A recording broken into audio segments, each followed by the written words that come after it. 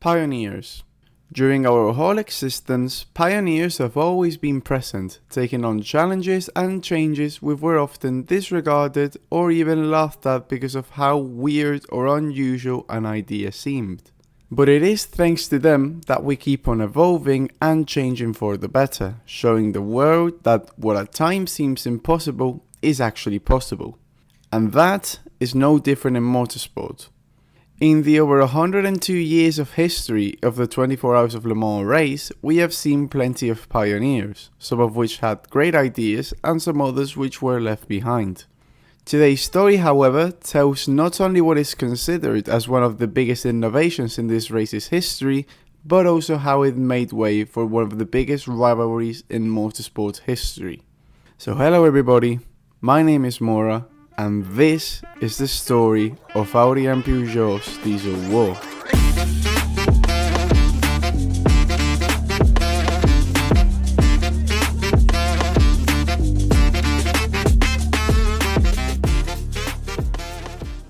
Our story begins back in 2004, the year of Audi's fourth Le Mans win in the last 5 years. They had been humiliating everyone who tried to challenge them in the big French race, and it didn't matter if it was a privateer team like Pescarolo or a world-known brand as Cadillac. Audi was in a very comfortable position as they kept winning nearly every race they entered. However, the Germans wanted to innovate using their very own road car technology on the track. Now, if you aren't familiar with road cars, back in the early 2000s, the Volkswagen Group, and mainly Audi, were obsessed with diesel engines. The Four Rings brand had developed a new kind of engine, the TDI, short for turbocharged direct injection. It worked great for everyday purposes, with the cars using this engine being sold all over the world. However, Audi wanted more. They knew that they could do better at Le Mans and better in the everyday market. And here is where some big names entered the scene. Ulrich Baretzky, who was back then Audi's sports head of technology, had been looking closely at the rise of diesel engines, which gave him a bold but great idea. He decided to tell this idea to another big name back then, Ferdinand Piëch, who was Volkswagen's chairman of the supervisory board. The idea was to run diesel engines at Le Mans, which was a juicy one, and not only could it skyrocket Audi's sales, but also allow them to gather some very valuable information which could be used for their road cars. Ulrich was then given the green light by Volkswagen, officially starting a new era in prototype racing at Le Mans, the diesel era.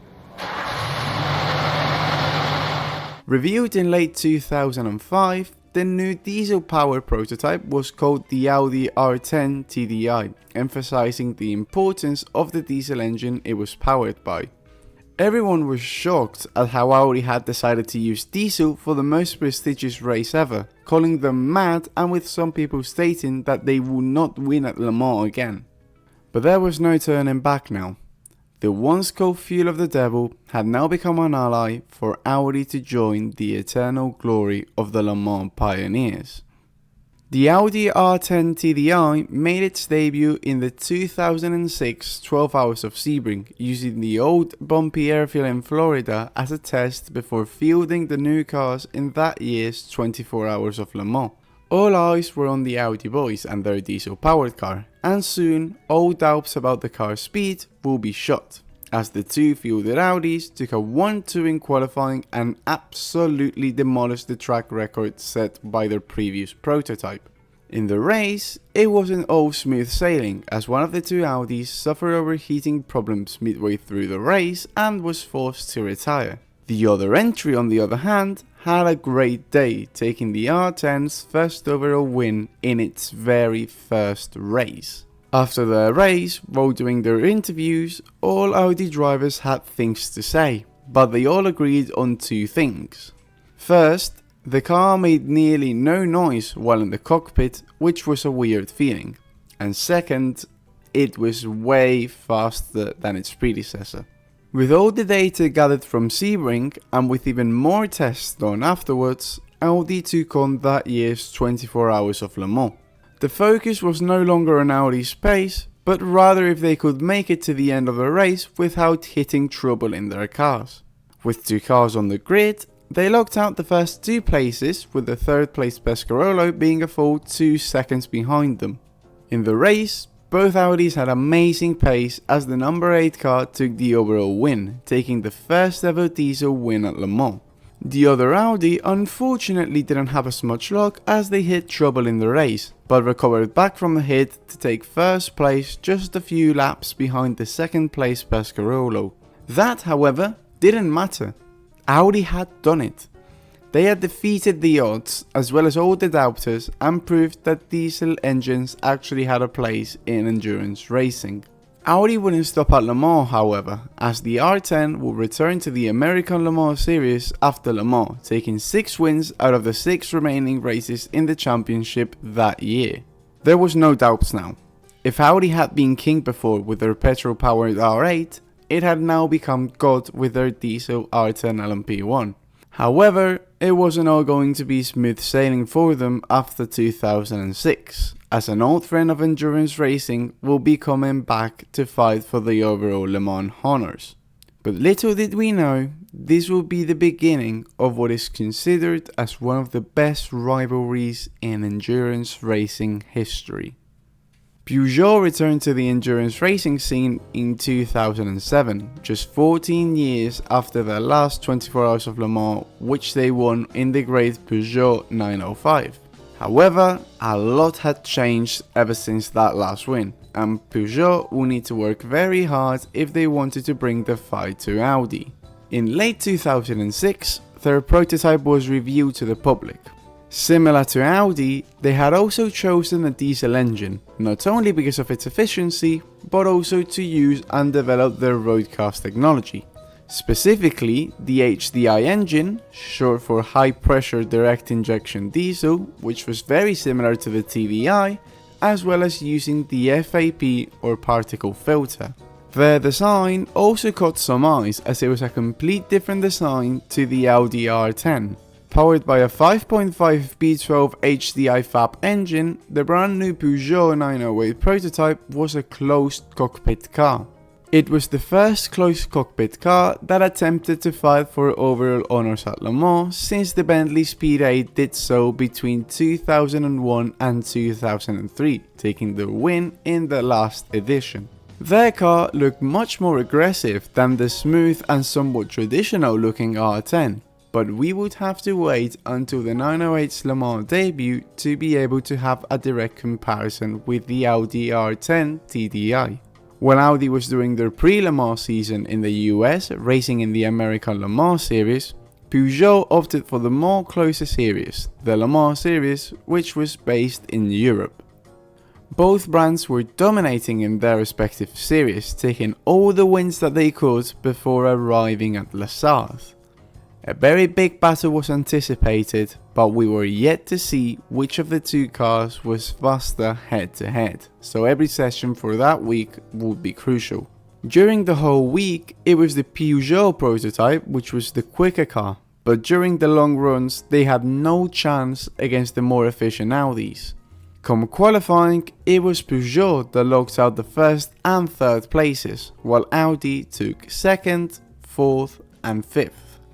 In the race though, Audi's experience and efficiency proved to be crucial.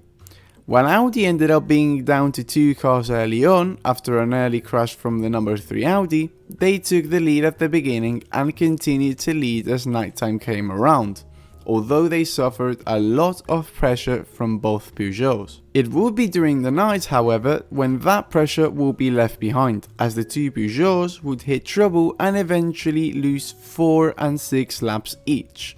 Audi were set for a very comfortable 1-2 until the leading number 2 Audi lost one of its wheels with less than 6 hours to go and crashed out as a result. The remaining Audi now had the sole task to bring the car home safe and sound to claim the R10's 2nd Le Mans win in a row. And with 3 hours to go, rain came by, making it a chaotic last couple of laps with a lot of spins and crashes. Most notably, both of the Peugeots which suffered both car troubles and crashes, with the number 7 Peugeot being forced to DNF. The number 1 Audi took the checkered flag first, winning at Le Mans yet again, making it their 7th Le Mans win in just 8 years. The remaining number 8 Peugeot managed to come home in second after all the chaos, finishing 10 laps down but finishing the 908's first ever 24 hours of Le Mans. The pace was there, but they needed to find something quickly if they were to challenge Audi in the 2008 edition. A very intensive testing program began then for Peugeot after Le Mans, as well as destroying the competition in the remaining races of the Le Mans series, taking the championship very comfortably.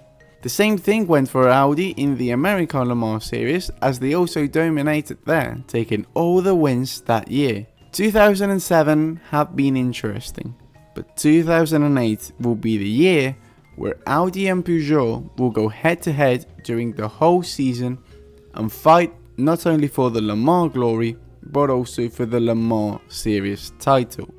For the 2008 season, both went exactly through the same races in order to prepare for that year's 24 hours of Le Mans, and the first race in their calendar was the 12 hours of Sebring. Audi were the kings at Sebring, having won every single edition they had taken part in. There was a lot of hype arriving at Sebring, most of it surrounding Peugeot of course, as it was their first time on the track. They handled the expectations great however, as the only Peugeot entry took pole position by just 70 thousandths of a second ahead of both Audis. In the race though, Audi would go on to beat Peugeot, although they wouldn't take the overall honours, as that would be for the Porsche Penske LMP2 to take, taking their first win at Sebring in over 25 years. Audi and Peugeot would go head to head 3 more times before Le Mans, most notably in the 1000 kilometers of Monza, where both Audi and Peugeot were pretty much equal on pace. It would turn out to be a pretty fierce battle between the number 2 Audi and the number 8 Peugeot, which were fighting for the overall win. But with less than an hour to go, the pair made contact between them, giving the Audi a puncture that would seal their defeat, while the number 8 Peugeot would cruise to victory. Not only that, but the other 2 races were won by the other number 7 Peugeot, meaning that now the odds were pointing towards a Peugeot win at Le Mans, something that would mean Audi's first defeat at Les Sauves since 2003. But the Germans were not going to give up that easily. Finally, the Le Mans week arrived and, as expected, Peugeot had the upper hand during the whole weekend, even going as far as locking out the first 3 positions in qualifying. Then came race day, one of the most anticipated Le Mans 24 hours of all time. The race got underway with a clean start for all the Audis and Peugeot, with the French cars being nearly 3 seconds a lap quicker than the faster Audi. It was after the first round of stops that everything started to come along for the Germans however. The pole setter Peugeot hit trouble early on as he was ordered to come into the pits to repair one of their headlights. Then, as the night started to fall, the Audis started to show their true pace, gaining a lot of time over the Peugeots. In the half race mark, the first of the Audis overtook the second of the Peugeots, making it the first on-track overtake between the two during the whole race. Then rain arrived and, similar to what happened in 2007, the Peugeot cars could not get close to the pace that the Audi cars were setting in the wet conditions. With 2 hours to go and with the first Peugeot coming back, rain started to fall again at Les Sauves. This time Peugeot went all in as they desperately wanted the win, so when their cars came into the pit lane, they were fitted with high aero configuration in an attempt to gain more grip under the light rain conditions, but stayed on the dry tyres. However, that would prove to be the wrong decision, as a few laps later the rain got stronger and it did not stop. That mistake made the number 7 Peugeot lose 1 lap against the leading number 2 Audi, and although once they fitted the wet tyres they were able to unlap themselves and go as far as 4 seconds a lap quicker, it was too late. The number 2 Audi took the checkered flag first and won the 2008 24 Hours of Le Mans, an edition that perhaps they didn't deserve in terms of pace, but that came to show what the true essence of endurance racing was. Both the number 7 and number 9 Peugeot finished close behind the Audi, making it the closest ever top 3 finish back in the day. After Le Mans, Peugeot were still winning races in the Le Mans series, but their inconsistency was punishing them. You see, a Peugeot 908 won 4 out of 5 of the races that season, but when one of them won, the other one had either car problems or made very silly mistakes.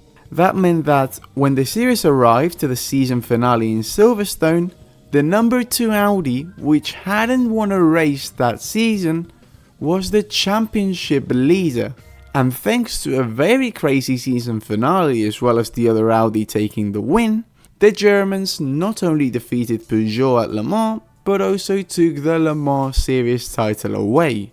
It was all going pretty well for Audi, perhaps too well, right Jonah? Following Audi's success with the R10 TDI, the German automaker would introduce the successor to their 3-time Le Mans LMP1 winning machine, the R15 TDI. The R15 would make its international racing debut in 2009, and thus the diesel war between Audi and Peugeot would continue, however with different results than before. Unlike the previous R10, Audi's R15 TDI would use a V10 engine instead of a V12, and ultimately the R15 was an improvement from the R10, with improved weight distribution and a difference in aerodynamics compared to the previous model, to name a few of the things that had changed. Meanwhile, Audi's rivals, Peugeot, returned in 2009 with their LMP1 challenger known as the 908 HDI FAP, and the French Lions were determined to finally beat Audi at Le Sarthe after 2 years of trying. Audi debuted the new R15 TDI at the 2009 edition of the 12 Hours of Sebring, and the first race went well. In fact, Audi beat rivals Peugeot and took victory with this exact car pictured out on screen, which was the number 2 Audi, which was driven by the iconic driver pairing of Alan McNish, Tom Christensen, and Dindo Capello, while the number 1 Audi finished in 3rd. Meanwhile, Peugeot would finish 2nd and 5th in the race, with their 2 908 HDI FAP entries. When it came time for Le Mans, before the event even got underway, there was in fact already drama taking place between Audi and Peugeot, just not out on the racetrack. You see, Peugeot Sport filed a protest against some of the aerodynamics of the R15's design, which they believed went against the regulations. The ACO, however, dismissed the claims from the French marque, and even though there was an appeal from the ACO's decision from Peugeot, nothing came of it. Ultimately though, during the weekend of the 24 Hours of Le Mans in 2009, Audi would experience something that they hadn't been through in years: losing. In 2009, Peugeot showed up with 4 of their 908 HDI FAP entries. 3 of the LMP1 cars were entered by the factory Peugeot team, while an additional entry from Pescarolo Sport was brought to the event, and the team was looking for a good result after getting close to winning Le Mans in 2005 and 2006. Meanwhile, 3 of the new Audi R15s were brought by Audi Sport and Team Jost. Following qualifying for the upcoming 09 race, the Peugeots would start the event in positions 1, 3, 4, and 5, while Audi started in positions 2, 6, and 7. At the start of the race, the French Lions would hold on to the top 4 places, while the Audis and the Aston Martin LMP1 cars would follow. Audi unfortunately had a difficult time at Le Mans in 2009, as the number 3 Audi R15 crashed at Indianapolis, which took the car out of contention for the win. Later on, the number 2 Audi with Lucas Luhr behind the wheel crashed at the Porsche curves, which eventually ended the number 2 cruise race altogether. Meanwhile, the favorites for the win, McNish, Christensen, and Capello, had their number 1 Audi have some technical issues, which dropped it down the order, but eventually the car would recover to finish on the podium. For the first time in Le Mans, Peugeot took advantage of Audi's problems, And even though there were a few issues for the cars, like the number 17 Pescarolo Peugeot crashing in the night and eventually retiring, the French Lions would eventually take home the win. And with the now iconic formation to the checkered flag from the 3 factory cars, it would be the number 9 Peugeot and 3 former F1 drivers Marc Genet, David Brabham, and Alex Wirtz that would take the overall win, while the number 8 car made it a 1-2 for the manufacturer, while the number 7 car survived to finish in 6th. The 2009 race marked Peugeot's first win at Le Mans since 1993, when the legendary 908 Evos took a truly dominant 1-2-3 result on home soil. The race also marked the first defeat for Audi since 2003, when Bentley took victory with the Speed 8 cars. 2009 in general was a difficult year for Audi when it came to the results, as the German manufacturer would be defeated later on in the year as well, as Peugeot beat them with a 1-2 result at Road Atlanta in the States, as the factory Peugeot entry secured the Petit Le Mans victory within the American Le Mans Series Championship. For the next year in 2010, Audi would make some changes to their LMP1 car, which subsequently gave the name R15 TDI Plus to the German brand's prototype. The diesel war would continue between Audi and Peugeot, with the latter looking to defend their win at the 24 Hours of Le Mans. But of course, the season of racing, and therefore this diesel war, would begin long before the trip to the Circuit de la Sarthe. The first event that featured a race between Audi versus Peugeot in 2010 was the first round of the Le Mans series, which was the 8 Hours of Le Castellet. And the reason why Sebring isn't mentioned here was because Audi wasn't present in that event, and ultimately the race was pretty much dominated by the 2 factory Peugeot 908 entries. For the event in Le Castellet at the Paul Ricard circuit, this time the factory Peugeots were missing. However, the number 4 Oreca Peugeot 908 HDI FAP was present, with Audi bringing one of their entries.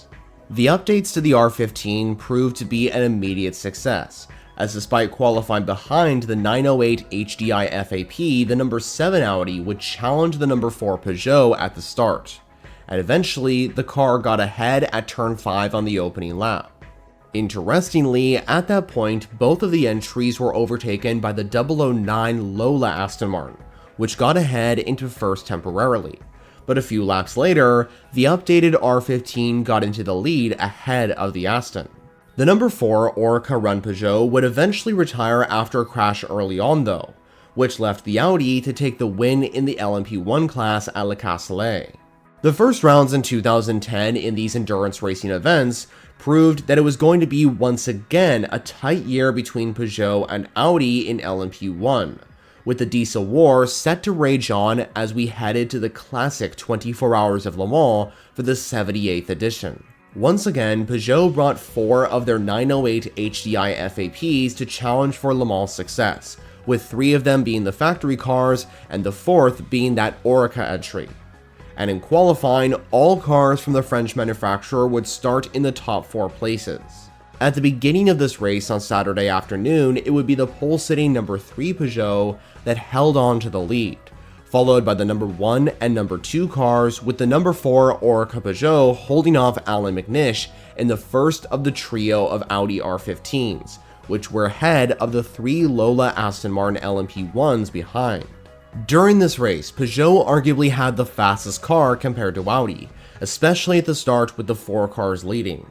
However, the 908 HDI FAPs would find troubles throughout the event, and unfortunately, it wouldn't be a similar result for the French Lions like in 2009. Just 1.5 hours into the race, the pole-sitting number 3 Peugeot would have a suspension failure, which ended the hopes for drivers Pedro Lamy, Sebastian Bourdais, and Simon Pagenaud to win Le Mans in 2010. Later on, more drama would strike for the French Lions, as the number 1, number 2, and number 4 Peugeots would all have engine issues, which forced them all to retire from Le Mans.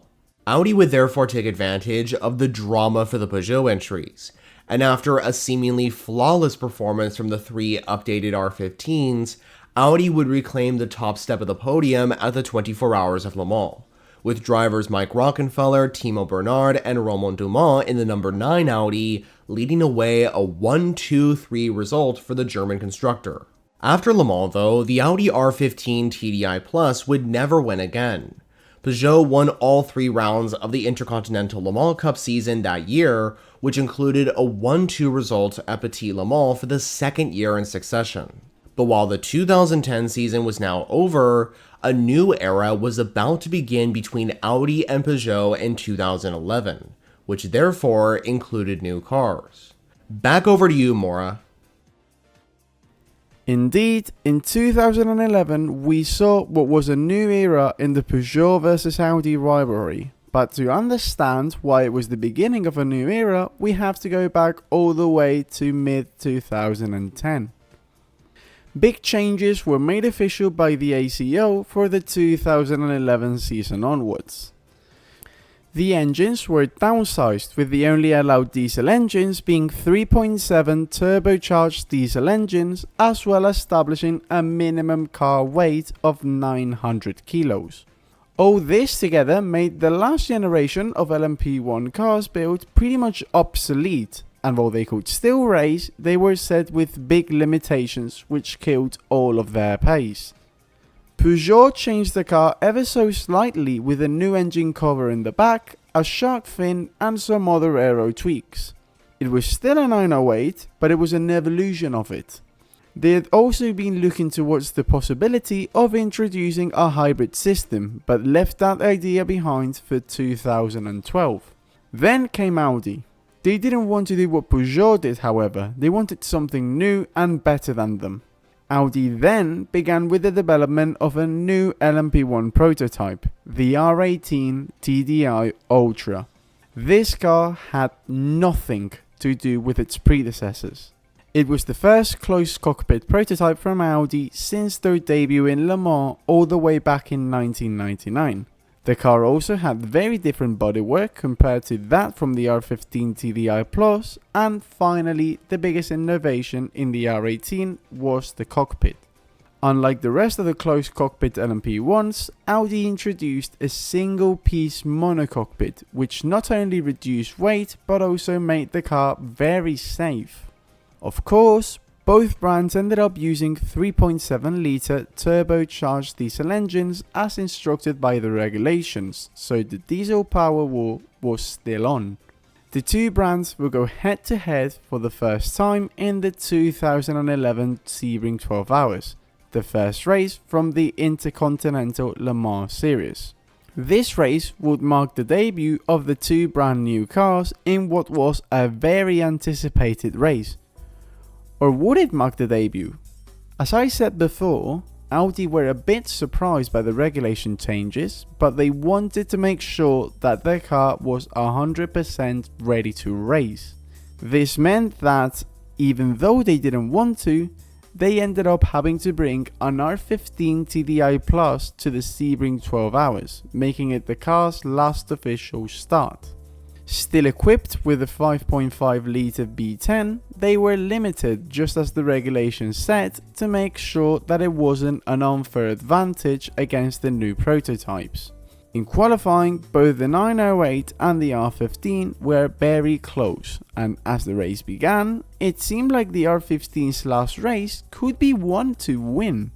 After a crazy first 4 hours of fighting between all the Peugeots and Audis, however, disaster struck for the first cars from each team.